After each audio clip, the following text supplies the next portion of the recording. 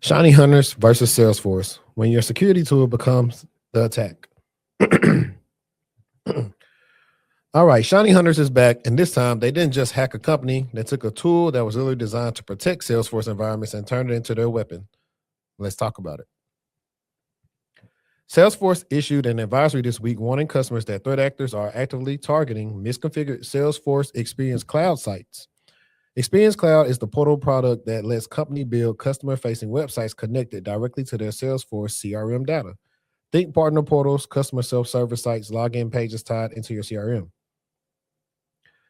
What is the Salesforce Experience Cloud and why is it a target? When you build an Experience Cloud site, it has a guest user profile. That's the profile for an unauthenticated visitor who can browse public pages, submit forms, things like that.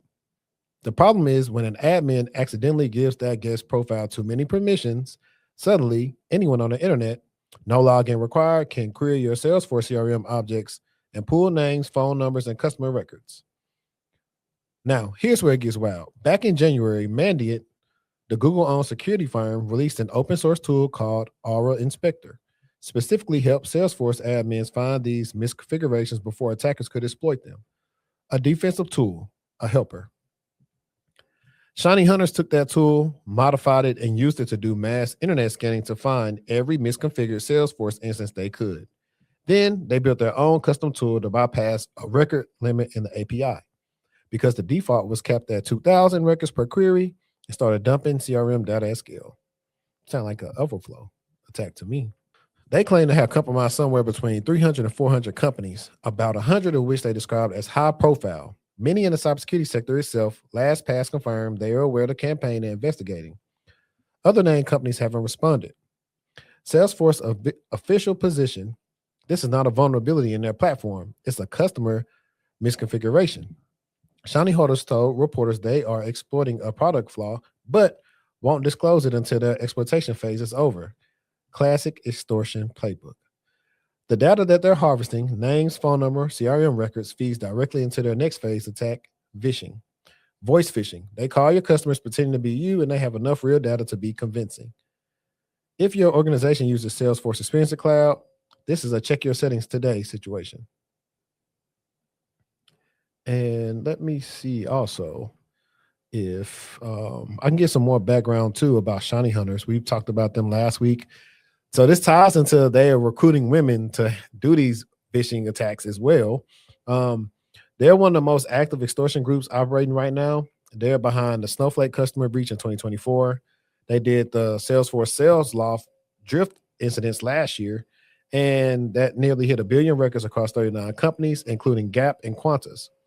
They operate a data leak site and use stolen data as leverage for ransom demands. They are persistent, organized, and increasingly sophisticated in their targeting of SaaS platform misconfigurations. If your organization uses Salesforce Experience Cloud, go to Setup Guest User Profile right now and verify that API enabled is unchecked. This closes the attack vector. Audit your guest profile object permissions. They should only have access to records explicitly intended for public consumption.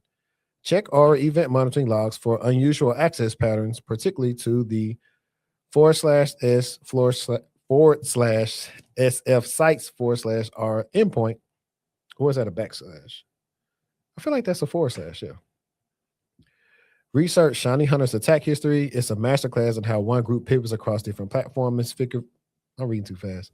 Research Shiny Hunter's attack history. It's a masterclass in how one group pivots across different platforms, misconfigurations, Snowflake, Salesforce, Salesloft, and more. And study the concept of least privilege in SaaS administration. It's the same principle as traditional IT, but applied to CRM permissions and portal configurations. And to add on to that, I wanted to talk about, I think it's pronounced Telus.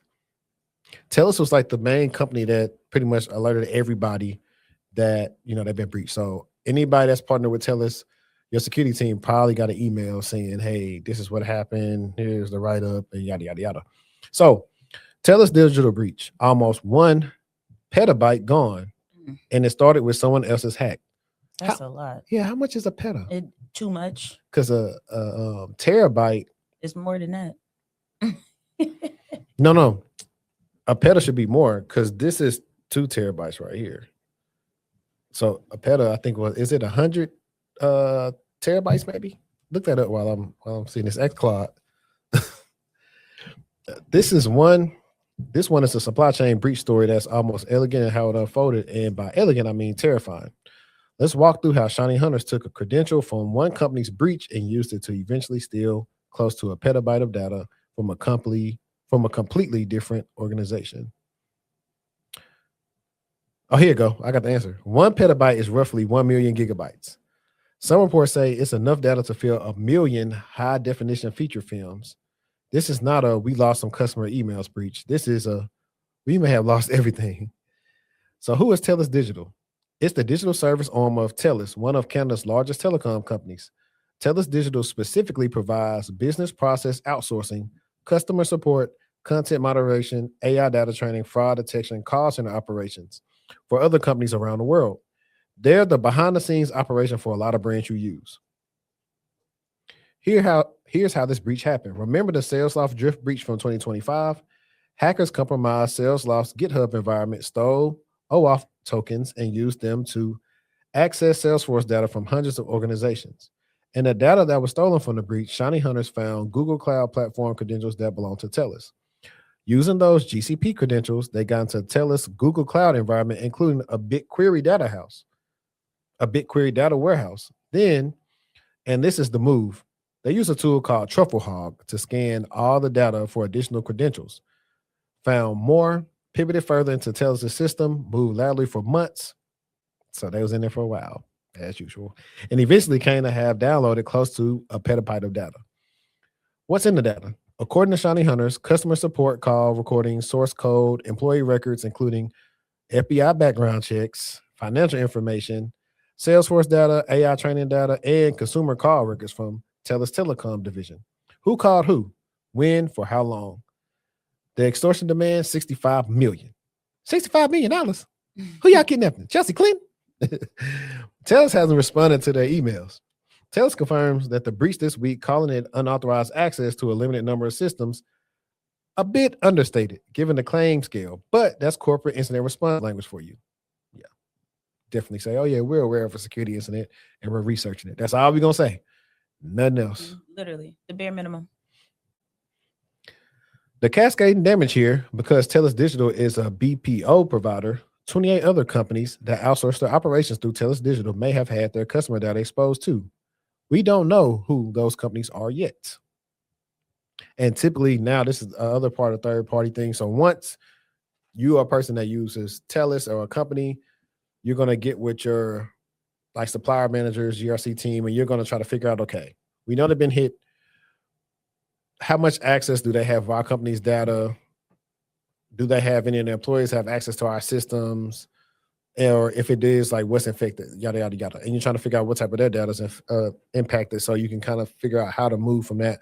From a legal standpoint, if you have to tell your customers, hey, we was hacked because they was hacked. That's in layman's terms, that's what's going to happen. BPO providers are one of the most underappreciated attack vectors in enterprise security. Because they aggregate sensitive operations, customer support data, billing systems, authentication tools for multiple organizations, a single BPO compromise can create a blast radius that touches dozens of downstream clients. Most enterprise security programs focus heavily on their own perimeter and their direct SaaS vendors, but third and fourth party risk through service providers like BPOs is frequently under assessed. This breach should prompt every enterprise to ask who handles our customer support data and what is in their security posture. And this is how I can see AI helping that, because it's so hard to keep tabs on this. I'm not going to tell it to y'all because y'all going to steal the idea. But in interviews, I've came up with a solution that I think could help for this. And maybe I'll write it out and like put it like not in the GitHub, but like, I don't know. But I already had a proof of concept in my mind. I just have to figure out how to make it look actionable from a data standpoint or how it would work with like just dummy data. And if I could do that, I literally could show somebody, hey, this is what I advise for third-party risk management, especially whether you have a large team or a small team, how AI can help you in that matter. And it's literally just an automation of a couple of questions that you can ask every quarter or something. And so a couple of action items is research Trufflehawk, understand what it does and why developers accidentally commit credentials to repositories and data stores. Study third-party risk management frameworks. Look at the shared assessment standard, information gathering. So that's SIG. And NIST SP 800-161 on supply chain risk. And other stuff, you can research the Salesforce breach and look up BigQuery security best practices. So yeah, it's been an interesting week. You had that. I want to say Striker happened on Tuesday, right? Yes. This was on Monday. Or was Striker on Monday? Maybe both. I think Striker was on Monday. Yeah, maybe both of them were on Monday.